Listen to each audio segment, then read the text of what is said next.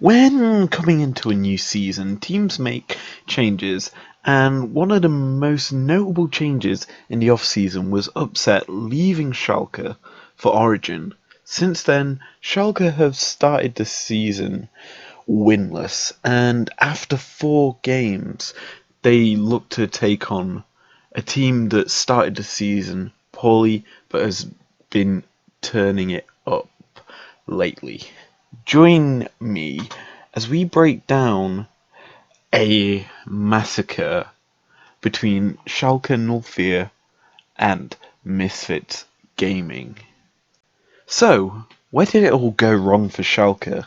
To get an understanding of how Misfits demolished them, we need to look at whether or not the game was won or lost by the end of the Champions Select phase.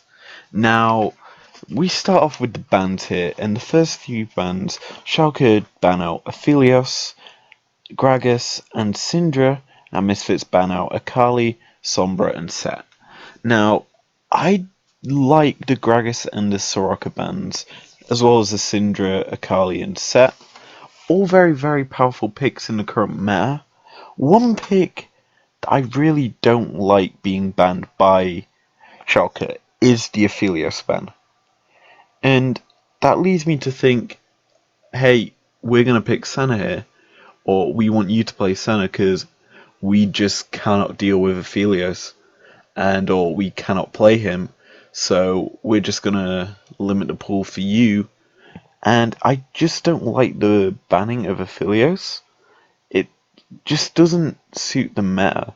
Like, I'd much rather see a Lucian ban, or even a Braum ban here.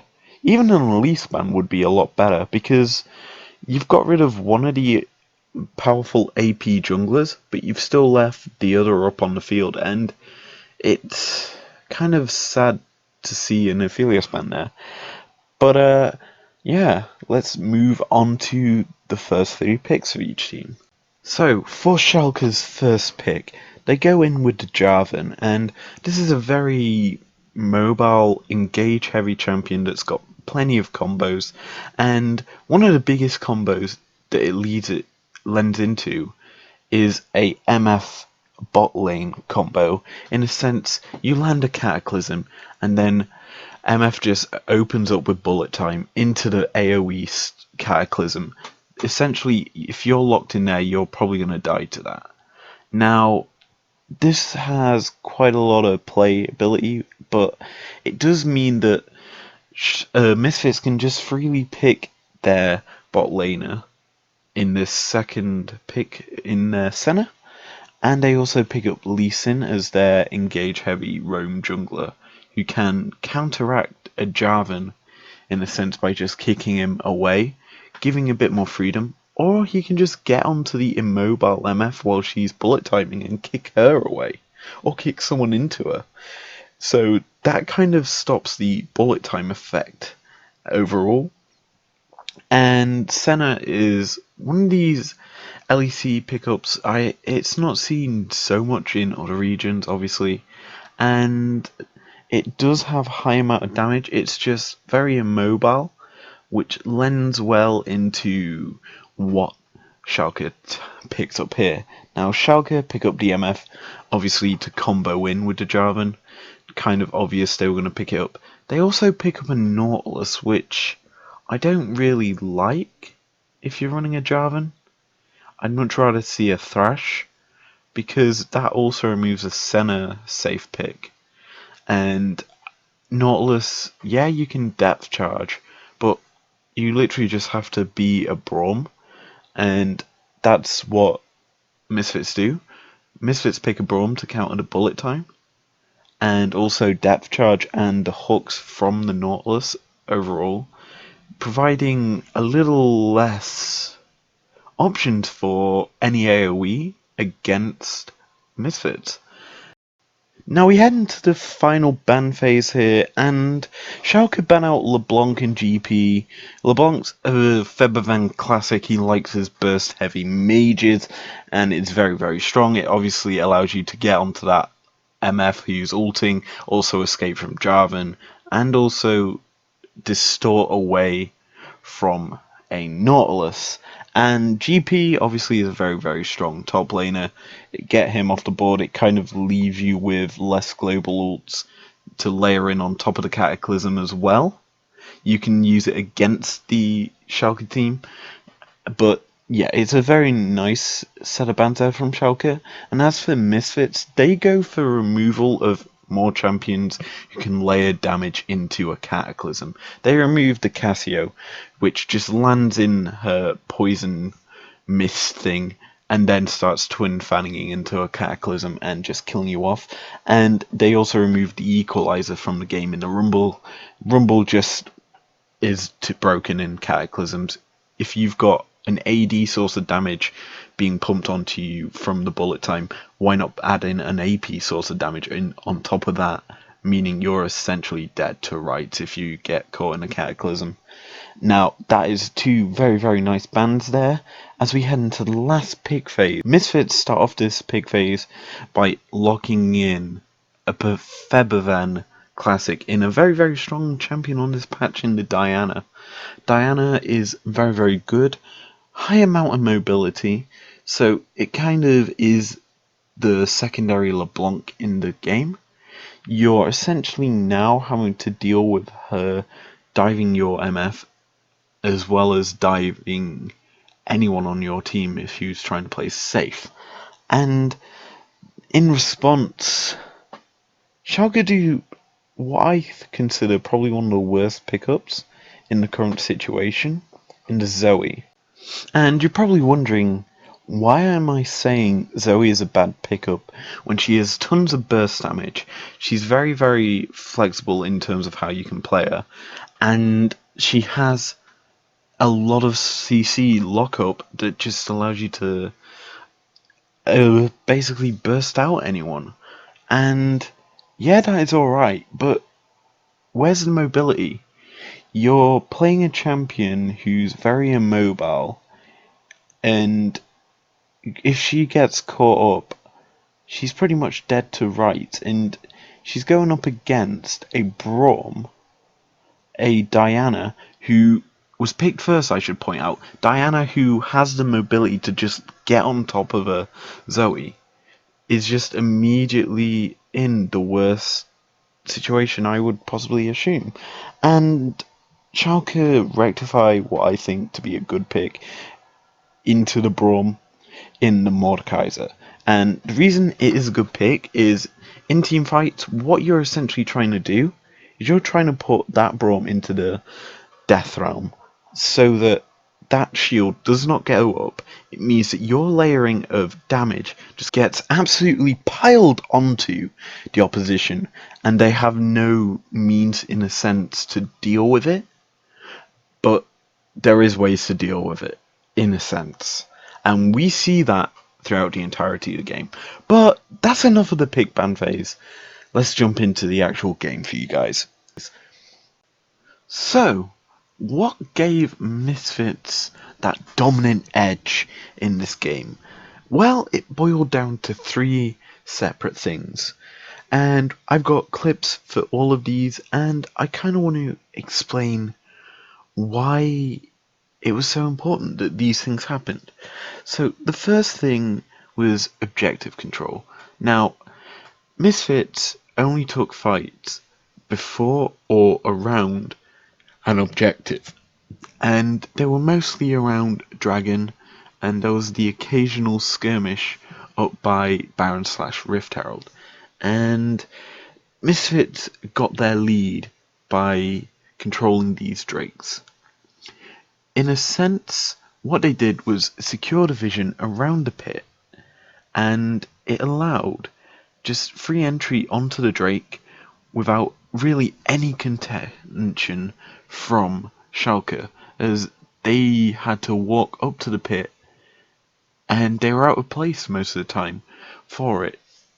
Granted, in a lot of the first early fights, they got the Misfits members low and they had to force flashes, but Misfits outplayed them. They had already moved down, they were already in position and countered the overstepping members of Schalke Granted, they only get one kill in the first fight, but they still get it and manage to punish them for that mistake.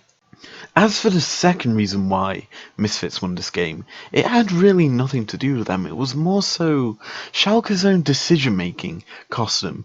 As in this clip, we see Schalke trying to force a dragon, and they have full knowledge of at least two members of Misfits being down this bottom side of the map, as they've literally just dropped Rift Herald on them. And they try and force a fight here after taking a dragon, and it's kind of falls badly on them, as half the team have already ran away. You've got Zoe and MF who's ran away, trying to escape from all of the Misfits members looking to fight them, who's already a lot stronger than you are, and has that much more power that you really have to consider what are we supposed to do here. And in this clip at the end here, you see something that leads into my third and final point, which is stopwatch and Zhonya's usage. And Misfits throughout the entire game use these tools perfectly to counteract the tools that Schalke had. They literally had Schalke's playbook placed right in front of them, and they were told, okay, counter it. And yet again, this clip we're showing is around Drake. It happened earlier in the game, and what we see is Watchmord. He places the Death Realm onto Braum, and Braum has immediately ran off towards where his team is. And once he's by his team in the Death Realm, he just uses his stopwatch perfectly. And what can Mordekaiser do? He's essentially a sitting duck here, to be just plucked off by the Misfits members because he's overstepped in a sense and cannot get away because Braum has pulled him all the way back into his team.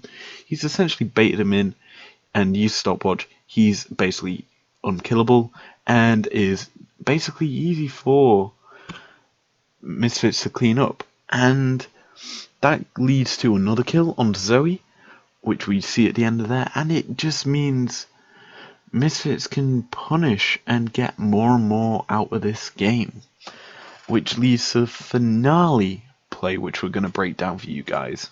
Now, this clip literally summarizes all three of these win points from Misfits.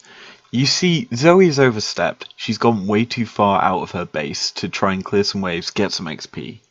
And she's trying to do too much. She basically costs her team so much. And with the stopwatch coming out of the Jarvan, a responsive stopwatch out of the Lee Sin, followed by a phenomenal launching kick, absolutely destroys the fight mentality of Schalke, as they're unable to punish, and it leads to an objective in the Baron for Misfits, which is their whole game. They were just controlling all of the objectives as and when they came up, so that they could punish Schalke with their overstepping and bad decisions throughout the entirety of the game, which overall cost them so much. And it's really, really poor to see from a LEC team. Now, I'm bringing some hindsight into this because this is recorded after the second games for this week, and Schalke did win against a team below them, and well, I say below them, they're equivalent now, and it was apparently a good game. I need to check it out. I was obviously going to do it on this game or the other game, which was the one today where Schalke were more favoured to win. But this game clearly identifies some weaknesses in Schalke.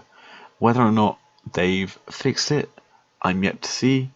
We just need to progress through the season, and granted, this is literally the third week, so hopefully we see a better team. And let's go into the final overview. Personally, I think the game was actually won during the pick ban phase. The reason I say this is Schalke showed all their cards literally then. You're showing you just want to dive, you want to fight, you just want to lock up and then just fire in a burst amount of damage and just kill them off with such powerful AoE.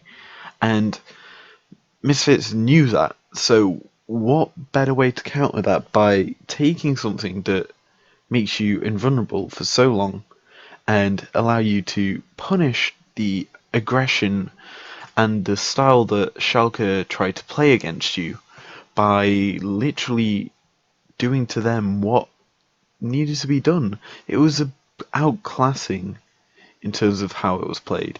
Misfits knew what they were doing throughout the entirety of the game, and they showed why they're the informed team right now and why people should be fearing them as a whole. And that, to me, is a sign of a great team. If we see Misfits in playoffs, will we get to see this quality? Who knows? Maybe we'll see Schalke at playoffs. That's another maybe. It's highly unlikely, I would say, considering how they've been playing. But if they pick up wins against teams like Vitality and SK like they did today, technically, it's looking okay for them. That being said, we don't know the extent of what this team's going through. News and rumours about them saying, oh, Forgiven has such a limited champion pool, and then just trying these one-trick things, it's not going to work out for them, but I don't wish ill fate on them. Schalke are a phenomenal team. They've got a team of semi-finalists from last year's LEC. They've got phenomenal ability and capability of winning games. They've got such a good roster, but they, whether or not they've gelled together as well, and losing upset has cost them slightly. It's whether or not they can bounce back from this sort of loss and just take it out on their next games. But that's going to be hard if we see this sort of performance. As for Misfits, who I've kind of left out, really, they've been phenomenal. They started off the season quite poorly. They beat Origin today, which is a huge upset, some people would say.